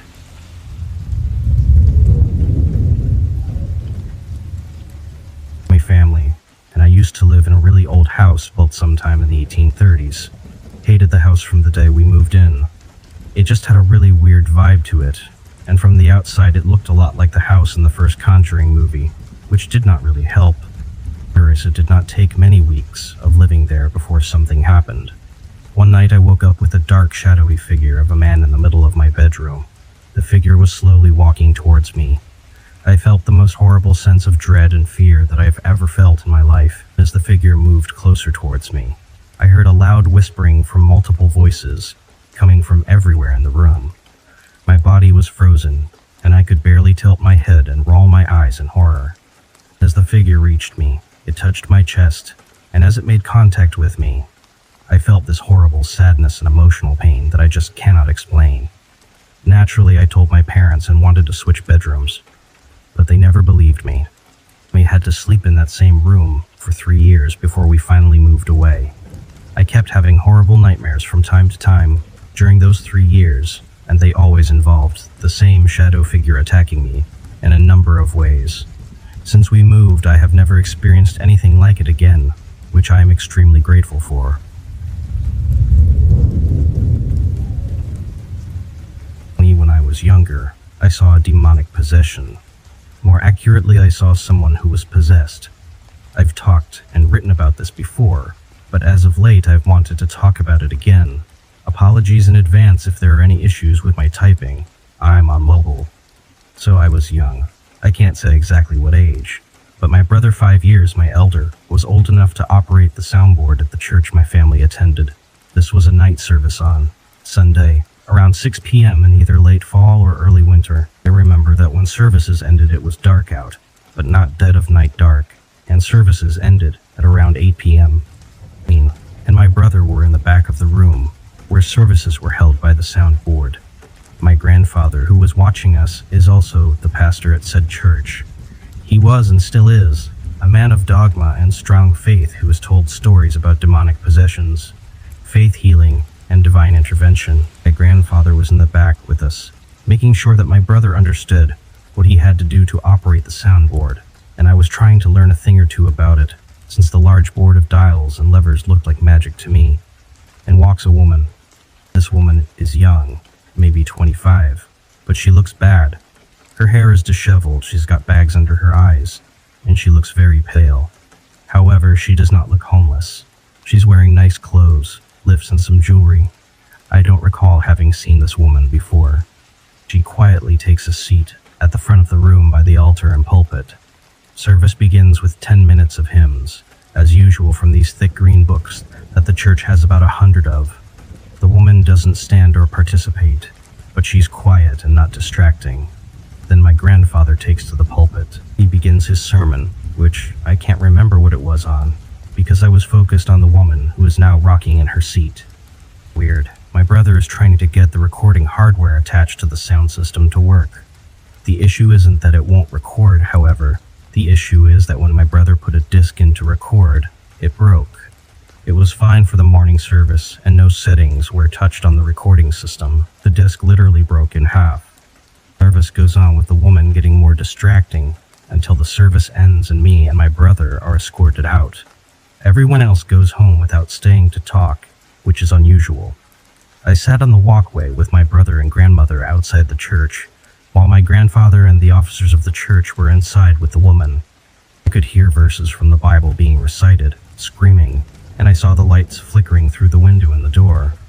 About 10 minutes later, they all come out, and the woman looks much better. The bags under her eyes are gone. Her hair is still a mess, but it looks shinier and healthy. And she thanks my grandfather before getting into her car and leaving. I'd fully say this was just a woman with mental illness if not for the way the sound system acted, and the way that she changed when all was said and done.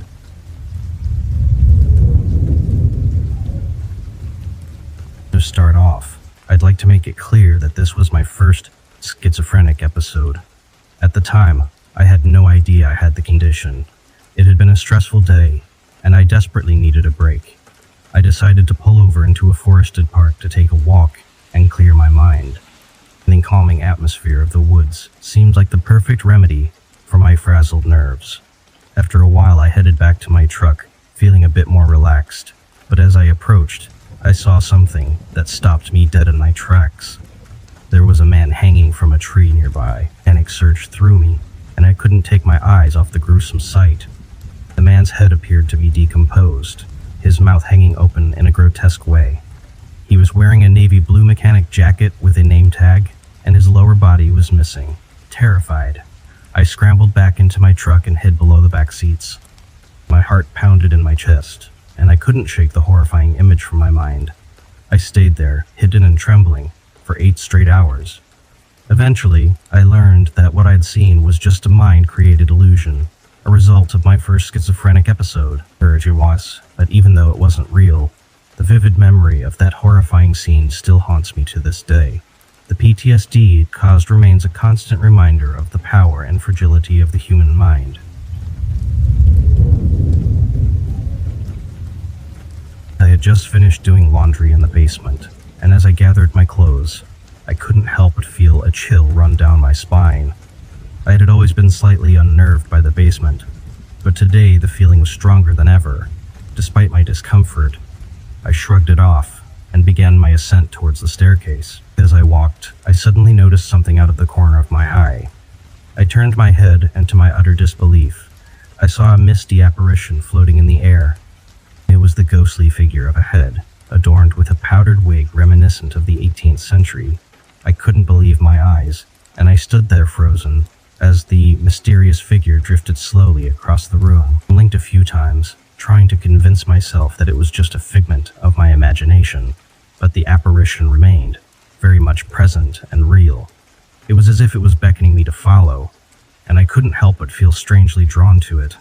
The ethereal figure continued to float, moving closer and closer to the wall, and held my breath, unsure of what would happen next.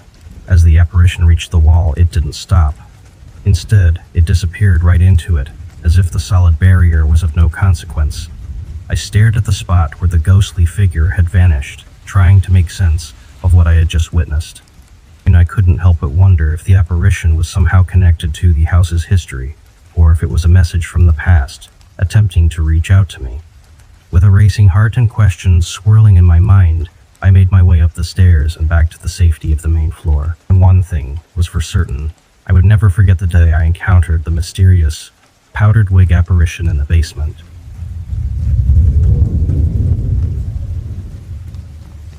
I had two eerie experiences out in the bush while working in Colombia and Africa.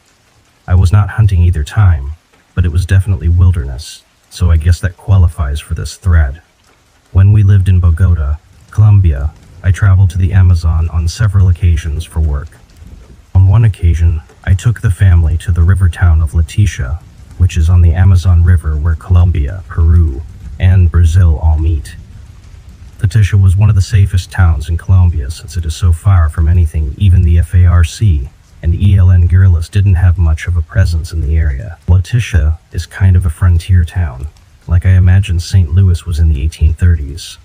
Within 3-4 hours by boat from Leticia, you still have tribes in the Javari Valley that have had none to very limited contact with the outside world. Men from the Ticuna, Huaydo, and Yagua tribes come into town to trade, sell skins on the black market, etc. There are some men who are both fluent in Spanish, Portuguese, and the many Indian languages of the area, and they act as a go-between and often travel for weeks into the forest to trade. One trip, we took a boat upriver, about 2 hours to Puerto Norino, and I found a Ticuna Indian. Since the area north and west of there is Ticuna land, with a canoe with an outbound motor, who agreed to take us north on the little tributaries and fish, do birding, etc. He told us about a tree that kills other trees, so we decided to go check that out and see if it was real. There were certain areas of the forest that he was very leery about, and said that we could not stop as there were evil spirits in that part of the forest. The Ticuna we talked with also described a lot of animals that are not recognized by science, and were not in any of the field guidebooks I have. It was interesting because they didn't exaggerate these animals as being special or unique. For example, when I asked about what cats there were, they described a jaguar, puma, ocelot, margay, and a cat about the size of a puma, but with much longer canine teeth than the rest. Both Ticuna I talked with spoke about this cat just as matter of fact they did about a jaguar, peccary, snakes, etc., without sounding excited or trying to get me interested. On the same trip, we also spent some time with a Hidutu guide in the area due north of Leticia. We got to a small village where they had just killed a jaguar that had attacked a hunter. The Hutoto also believe in a lot of the same animals that the Ticuna guy told me about, but they are adamant about being out of certain areas by dark when they believe El Dueno de la Selva, Lord of the forest, walks around. They described it as a dwarf-like, being that has feet pointing backwards and can imitate any voice. They give a small offering anytime they hunt to pay safe passage in order to hunt and kill an animal. This being will often lure children out into the forest by imitating the voices of their parents, telling the child to go deeper and deeper into the forest until they are lost, and even their best trackers would lose the kid's sign at a certain point, as if the tracks suddenly disappeared, and there were only a set of human-like tracks that appeared, and be walking backwards. I know that a lot of indigenous tribes are very superstitious, and believe in things that we think are strange. Like they think some of the stuff we believe is crazy, but it was interesting to see experienced hunters that had just killed a jaguar with spears be absolutely terrified about a small dwarf-like creature that lures children away to their deaths. But there were a few times out there when the hair on your arms would stand up, and you would feel that you were being watched. Most of the area is triple canopy, so it is fairly dark even during the day, and your eyes get tired and play tricks. Sometimes it would look like there was a man up ahead, but when you got there it was some twisted vines. GPS didn't work because of the canopy, and all the creeks look the same, except where there is occasionally a fallen log to cross over on. But it was weird because that haunting feeling only occurred at certain times, even though the entire trip was in similar terrain and vegetation. We also saw jaguar prints on top of our tracks that we had left 2 hours before, so I know there were lots of sets of eyes watching us. But that didn't faze the Hito we were with. It was that other thing that they feared.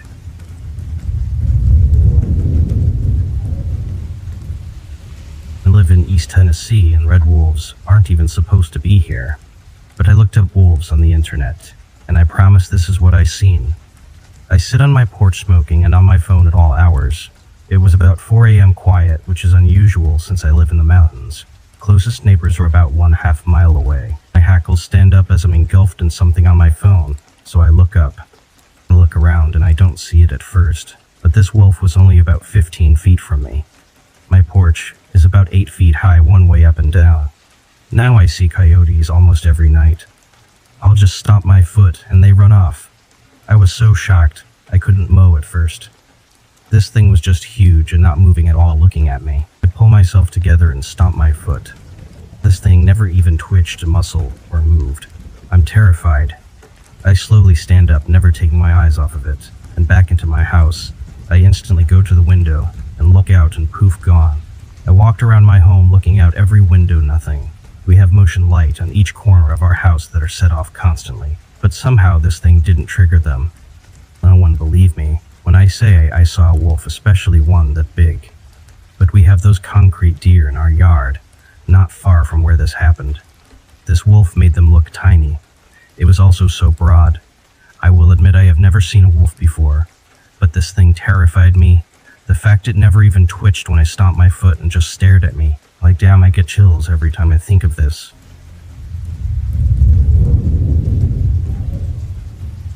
I've been on fishing and hunting trips in the Amazon, and it's a very wild and powerful place. Spent some time going deep into the other world with shamans before a hunt, having apes blown through a snuff cane into my nose to induce a vision quest, talking with animal spirits that I was later hunting. Lots of strange creatures and supernatural forces in that jungle. My most eerie story was actually in Northern California.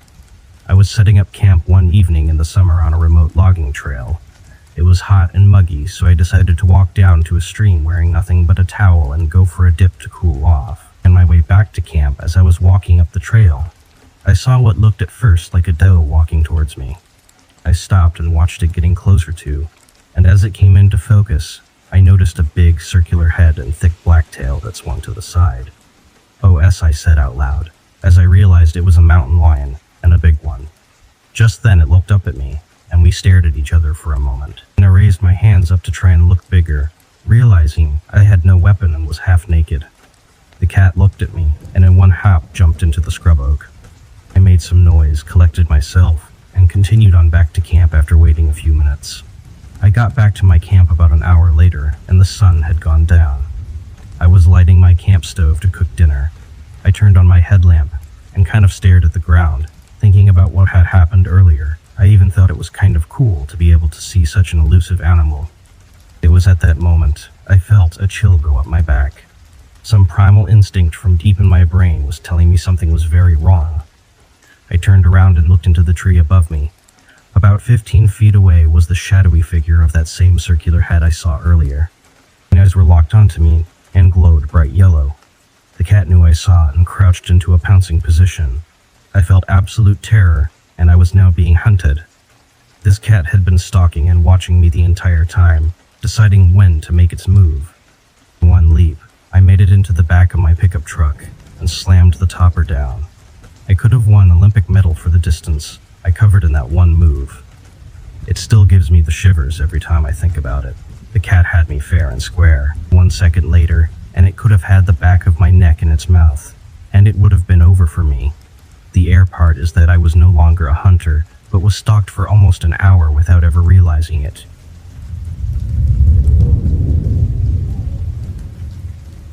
The mission had taken us to an abandoned, top-secret American military base in Gaza. Reports of dead soldiers had sparked our deployment. My SEAL team and I were tasked with a recon mission to uncover the truth behind these unsettling occurrences. As we approached the base, a chilling unease settled in our chests, and the sense of desolation was palpable. The base appeared deserted at first glance, the eerie silence a stark contrast to the once bustling hub of military activity. We moved cautiously, our senses heightened, and our weapons at the ready, but it wasn't long before we realized that the base was not as lifeless as we had believed. While searching through the dimly lit corridors and derelict buildings, we came face to face with a nightmare. I'll never forget the moment we first encountered them. A large, dark figure loomed ahead, walking upright, its form a grotesque aberration. It stood only about 10 feet away from us, swathed in shadow. This creature was unlike anything we'd ever encountered, with no visible neck, a nose that pointed upward, and a total absence of discernible eyes. Before we could react, the creatures lunged at us with a ferocity that sent shivers down our spines. Their attacks were relentless, and in the ensuing battle, we lost 2 of our team members. We fought back with all our might, our weapons blazing. The creatures, although horrifying and grotesque, were not invincible. We managed to kill the majority of them, and the rest retreated into the nearby wilderness, their eerie cries echoing in the distance. As the dust settled and the adrenaline began to wane, we regrouped, devastated by the loss of our comrades. With heavy hearts, we searched the base further and discovered the bodies of the missing soldiers. We collected their dog tags, a somber reminder of the falling. On our return to the extraction point, we couldn't help but discuss what we had witnessed. We knew that our report would be met with skepticism and incredulity. How could we possibly convey the unearthly horrors we had faced in that forsaken military base? The creatures, unlike anything we had ever encountered in our military careers, defied explanation. As we began to speculate on whether the general would believe our story, I couldn't help but wonder if the dark secret hidden within the base would ever be revealed. The enigmatic, nightmarish creatures we had encountered were a chilling testament to the hidden depths of military operations, and we were left with more questions than answers as we made our way back to safety.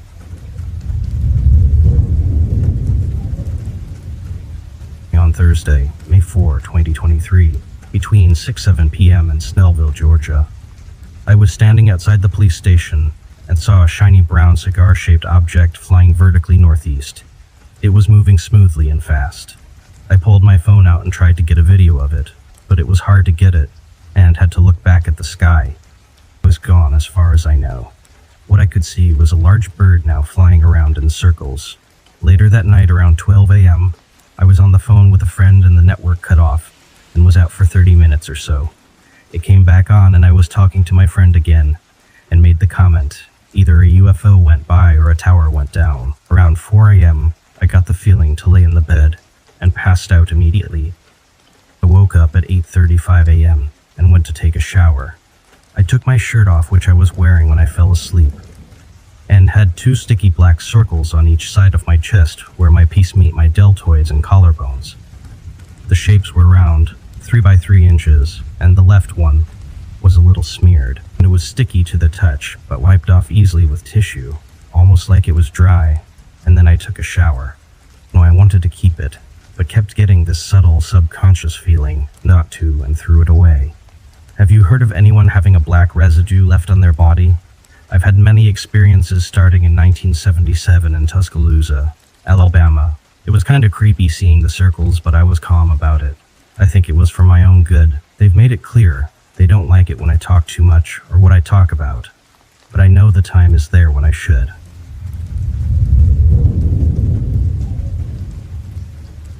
As a park ranger, you become immune to many weird things. Strange figures in the woods, unnatural-looking animals, or even the downright paranormal. After a point, you kind of just live with it. The rule is if you don't interfere in matters that don't concern you, you'll be safer for the most part. I hope the rule works, because sometimes situations get far too real and scary. They get far, far too real. Granted, not every ranger experiences the paranormal. While most of us live somewhat adventurous lives, some more than others, there's also a category of rangers who wouldn't consider their job anything but mundane. To this day, I belonged in the middle of the spectrum. That something happened last week, and while I would have liked to ignore it as I usually do, I don't think I can. My partner, who we'll call Carlos, had patrol duty for the night. We have both been relocated and recently moved into this cabin somewhere in the corner of the park, where several other rangers have stayed in the past. It's a decent little space, 2 adjoining rooms and a tiny little bath. Not very spacious, but who am I to demand luxury in the middle of nowhere, and at a job like this anyway? Around 7 p.m., we had some tea, read some news, and put on our gear, leaving the cabin. There aren't many other rangers stationed nearby at the moment, so we had a lot of ground to cover. I didn't mind. I liked walking in the dark. Sure, it had been scary for my initial years as a ranger, but over time, I found it to be very peaceful. This is weird, I know, but the peace for me is very real. We walked for an hour straight in silence before finally getting bored and making some small talk. Carlos started by cracking some pathetically lame jokes, which somehow transitioned into horror stories. He belonged to an Orthodox home and strongly believed in the paranormal. For a guy from New Jersey, he definitely has some good scares up his sleeve. Around what I guess was 2 or 3 in the morning, we sat down on a tree that had fallen near B. I took out some juice I'd brought with me and handed him one. They had felt unnaturally cold for the weather then, and there was actual condensation on the outside. In hindsight, that should have been a major flag. As we drank, Carlos shared more stories. He was telling me about some flying vinegar-dipped vampire from the Philippines when I heard a groan. My instinct told me it was an injured creature, but it didn't feel like the groan of an animal. It felt human-like, that of an older woman grunting in pain. It was very distinct. Carlos and I jumped up from the log at the same time. He had heard it too. I nodded at him, and he pointed his flashlight in the direction of the sound. It came again, albeit a little more distant this time. I called out, but there was no response. With my right hand on my firearm, and my flashlight in the left, I followed the direction of the voice, calling out repeatedly. The groan came yet again, and we increased our pace. I was in front while Carlos quickly trailed behind, calling out a series of hellos and "Is anybody there?" like a broken record. After a minute or so of walking, we discovered the source of the voice. In front of us was a short, pale old woman in a black cape, facing towards us but looking straight down and mumbling something. She was bald and her cape was very baggy and tattered. I instantly sensed something unnatural. It creeped the heck out of me.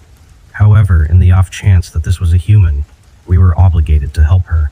Carlos approached the woman, asking if she was hurt. When she looked up, her face was round. In the dim light, I could see the manifestation of the unnaturalness I'd felt a second ago. Her eyes were pitch black, as if nothing was there, and she looked at Carlos with those alien eyes. Even her skin was dead-looking, a dark blue. He froze in his tracks. Her mouth was basically a huge gash in her face that went ear to ear. This lady, or whatever this thing was, put on her hood and shifted her gaze towards me, speaking something telepathically before just vanishing in the middle of nowhere, almost like she disintegrated. I staggered, fell backward, unsure of what to even think. Her movements were even unnatural and inhuman, just like her appearance. I don't know how to describe it, but was this an alien or a demon?